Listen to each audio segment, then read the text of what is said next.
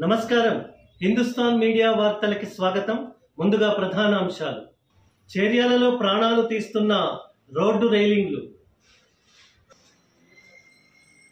Cheriyal road విస్తరణలో భాగంగా bus stand ప్రాంతంలో ఏర్పాటు చేసిన డివైడర్ రైలింగ్లు ఇప్పుడు ప్రజల ప్రాణాలకు ప్రమాదకరంగా మారుతున్నాయి.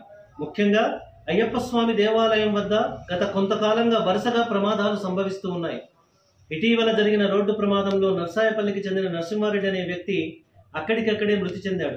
ఇదే ప్రాంతంలో గతంలో కూడా అనేక ప్రమాదాలు చోటు చేసుకున్నప్పటికీ సంబంధిత అధికారులు ఇప్పటికీ తగిన జాగ్రత్తలు తీసుకోకపోవడం ప్రజల్లో ఆగ్రహాన్ని రేపుతుంది. స్పీడ్ కంట్రోల్ అవసరం. చేర్యాల పట్టణ కేంద్రంలో అనేక చోట్ల వాహనాలు అత్యధిక వేగంతో ప్రయాణిస్తూ ఉన్నాయి. ముఖ్యంగా స్కూల్ సమీపాలు, బస్టాండ్, దేవాలయాల దగ్గర స్పీడ్ బ్రేకర్లు లేకపోవడం వల్ల ప్రమాదాలకు కారణమవుతున్నాయి. ఈ ప్రమాదాలను నివారించాలంటే ప్రమాదం జరుగుతున్న డివైడర్ వద్ద యూటర్న్ మూసివేయాలి. అవసరమైన చోట స్పీడ్ బ్రేకర్లు కానీ, బారికేడ్లు కానీ ఏర్పాటు చేయాలి. డివైడర్ల రైలింగ్ డిజైన్ పునఃపరిశీలించాలి. సీసీ కెమెరాలు, హెచ్చరిక బోర్డులు పెట్టాలి.